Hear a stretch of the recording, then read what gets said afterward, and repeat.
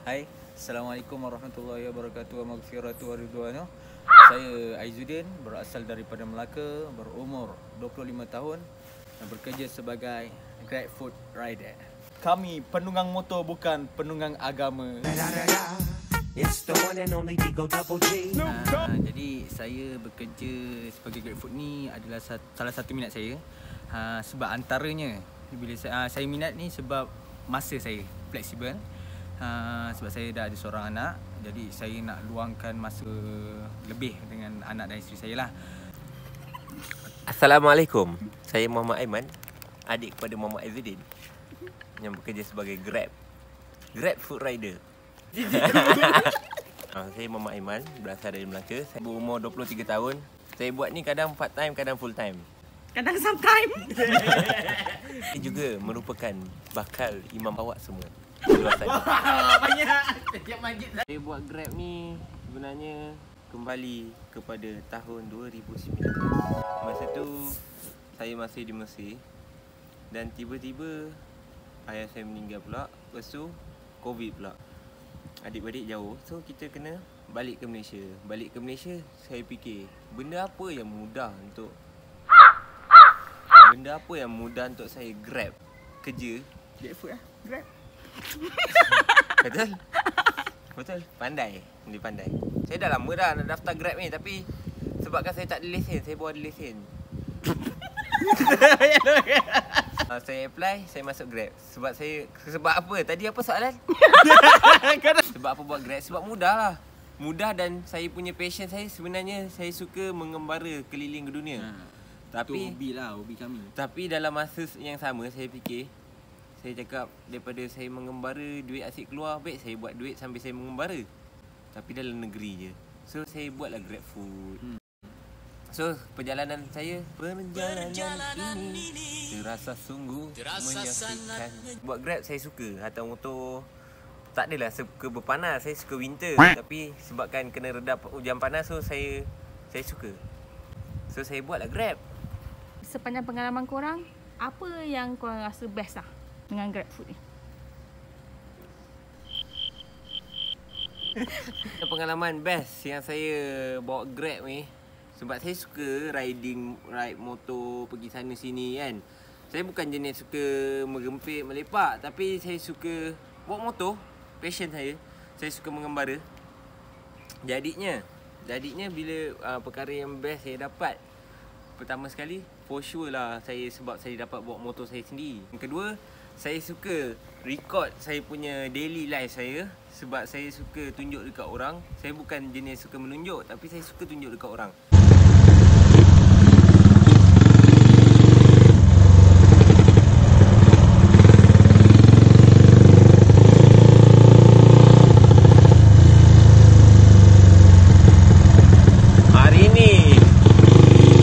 Hari ni aku nak try bawa Grab pakai. Okey, lepas tu yang ketiga, saya dapat mengenal erti budi orang sekeliling saya, customer. Saya dapat belajar sesuatu yang baru. Saya dapat belajar mengenali pelbagai ragam orang, dan saya dapat mengawal arahan saya. Kesabaran tu memang sangat menguji kan.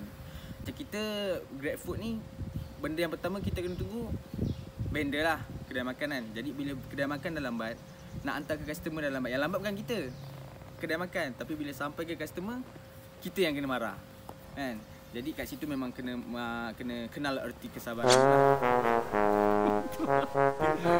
Okay, apa yang best, kalau dalam GrabFood ni dia ada tips. Itu memang best lah, tapi kita tak cakap pasal tips juga. Cakapnya bila kita hantar tu, customer senyum. Senyumanmu satu azimat. Senyuman itu penting.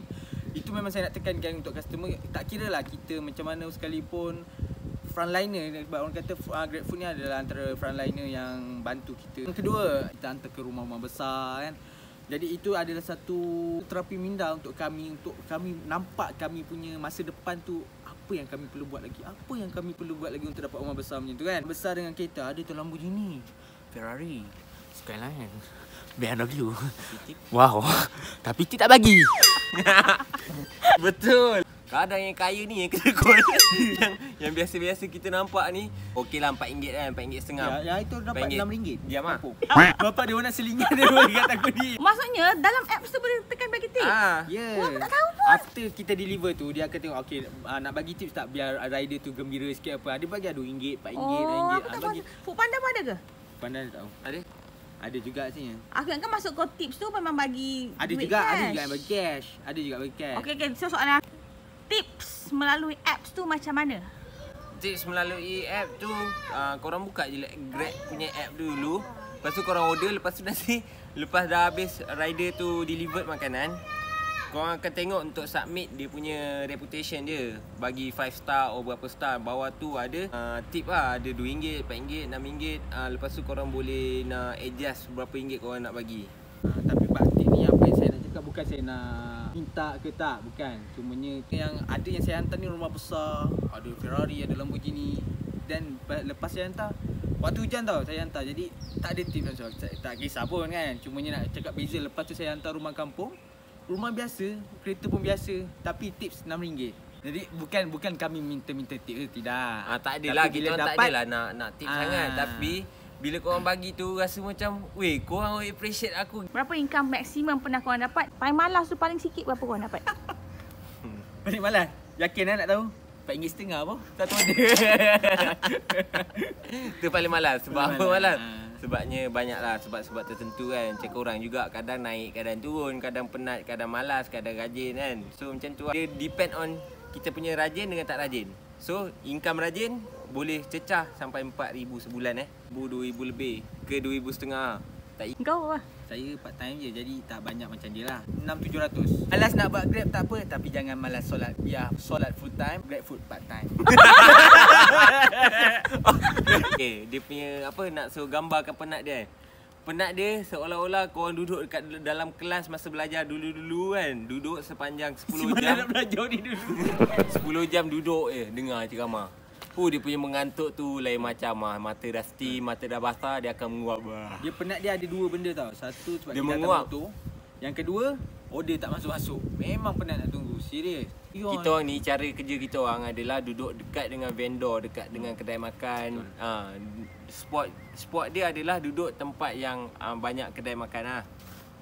Lepas tu bila duduk kat kedai makan, tak adalah semua orang setiap hari, setiap saat, setiap masa, "Ui, nak makan, aku lapar lah, aku lapar." Kan, tak adalah dia cakap itu.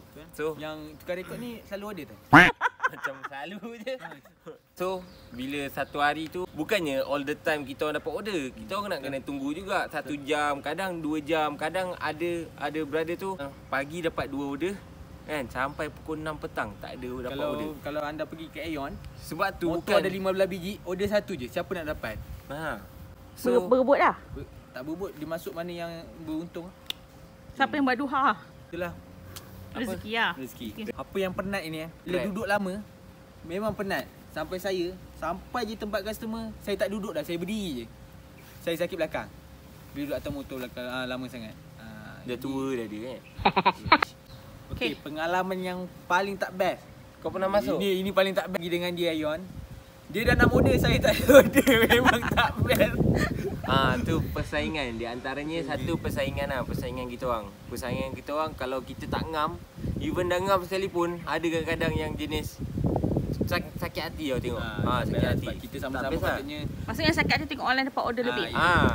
Biasanya tak semualah, tapi ada beberapa orang lama biasanya macam tu lah. Kalau macam kami orang lain dapat, tak ada masalah pun kan. Rezeki dia. Okay. Tapi kadang koyak juga memang. Kita kadang semua koyak orang juga. rasa macam tu. Kalau contoh saya tak dapat order kan, saya tak ada order, orang lain laju je order, budak baru ke orang lama ke.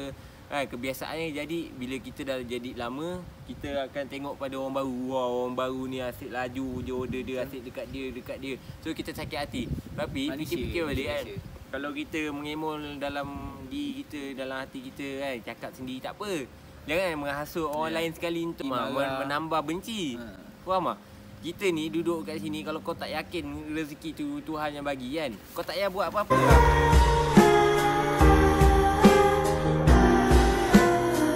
Kena faham rezeki tu ada lambat, ada cepat.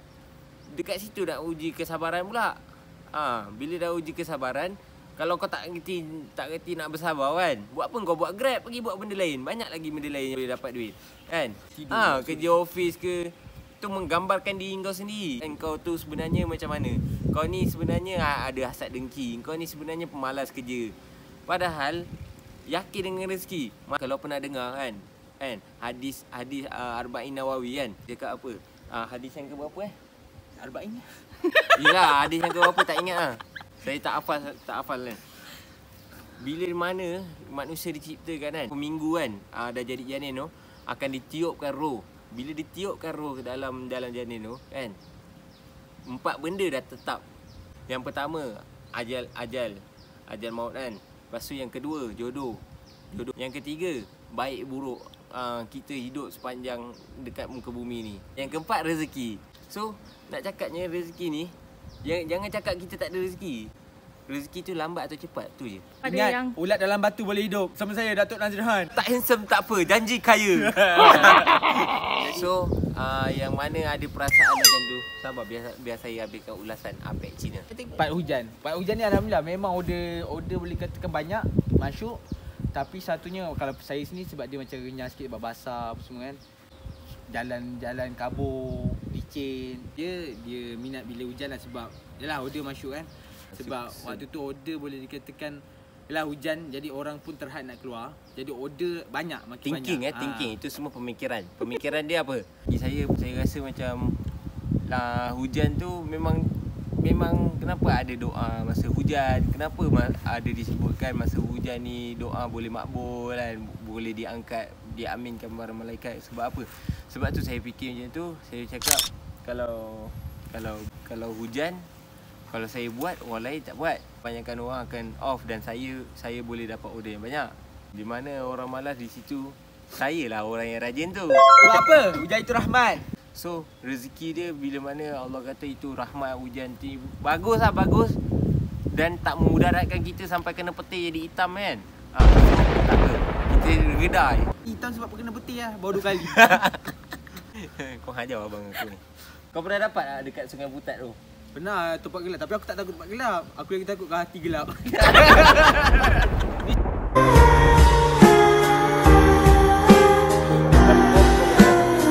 Dia ada 2 jalan tau. 2 ke 3 jalan. Kali pertama aku ikut Waze.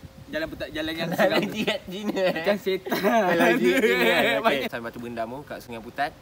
So, dekat situ memang kita orang pernah nampak jirat Cina besar tu kan. Kita orang tak terfikir tak ada rumah belah belakang tu. Sebab kita ikut Waze. Bila kita ikut Waze, dia bawa jalan paling dekat.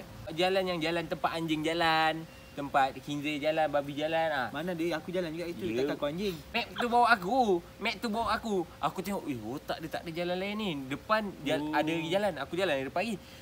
Tanah merah juga naik ke jerat Cina. Map kau Islam ke tak? Sesat ni.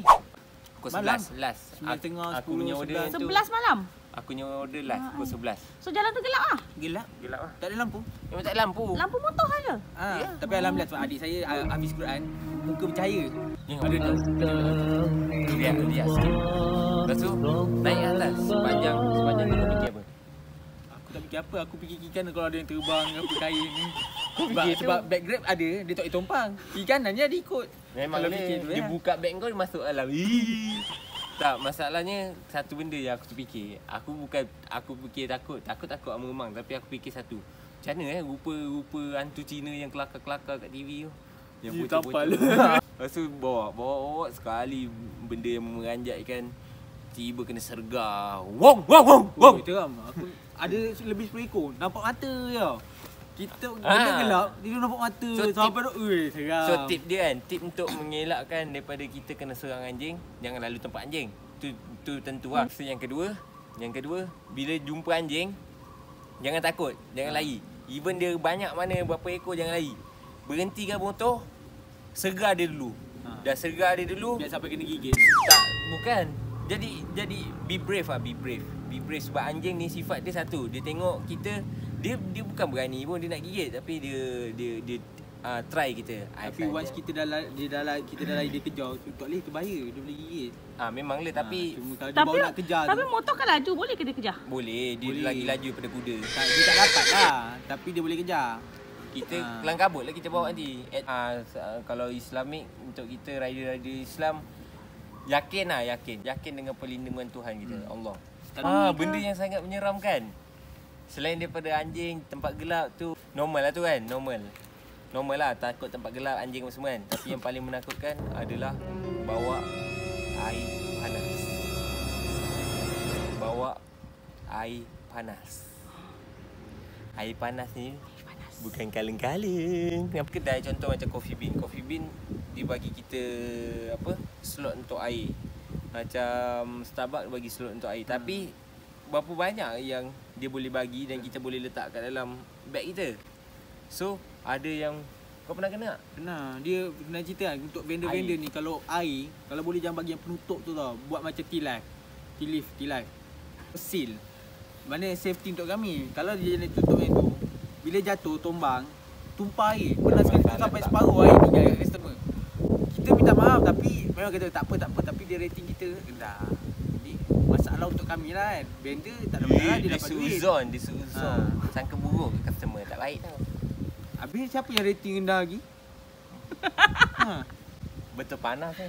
Tapi aku punya pengalaman, aku order donat untuk Alisha. Donat Didi and Friend. Bila sampai, tak rupa donat dah. Tak rupa Didi and Friend. Jalan buat apa? Sebab yelah kami rider. Kena faham lah apa jalan yang bukan kau macam order. gini je.